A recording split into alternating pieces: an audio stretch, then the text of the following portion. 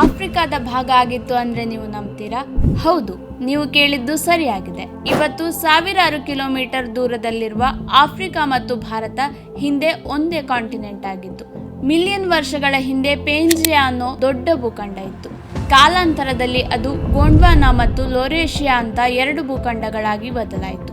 ಗೊಂಡ್ವಾನಾ ಭೂಖಂಡ Bharat, Africa, Australia, South ಅಮೆರಿಕಾಗಳನ್ನೊಳಗೊಂಡಿದ್ರೆ Laurasia North America, Europe, Asia ಭಾಗಗಳನ್ನು ಒಳಗೊಂಡಿತ್ತು. 165 ಮಿಲಿಯನ್ ವರ್ಷಗಳ ಹಿಂದೆ ಈ ಭಾಗಗಳು ನಿಧಾನವಾಗಿ ಮೂವ್ ಆಗಿ ಬೇರೆ ಬೇರೆ ತುಂಡುಗಳಾದವು. 90 ಮಿಲಿಯನ್ ವರ್ಷಗಳ ಹಿಂದೆ ಭಾರತದ ಭೂಭಾಗ ನಾರ್ತಿಗೆ ಮೂವ್ ಆಗ್ಲಿಕ್ಕೆ ಸ್ಟಾರ್ಟ್ ಆಯಿತು. ಭಾರತ ಯುರೇಷಿಯಾ ಕಾಂಟಿನೆಂಟ್ ಅನ್ನು ಸೇರುವಾಗ ಅಲ್ಲಿ ಹಿಮಾಲಯ ಪರ್ವತಗಳು ಉಂಟಾದವು. ಇವತ್ತಿಗೂ ಈ ಪ್ಲೇಟ್ಗಳು ಮೂವ್ ಆಗ್ತಾ ಇವೆ. ಆದ್ರಿಂದನೇ ಹಿಮಾಲಯದಲ್ಲಿ ಭೂಕಂಪಗಳು ಆಗ್ತವೆ ಅನ್ನೋದು ವಿಜ್ಞಾನಿಗಳ ಅಭಿಪ್ರಾಯ.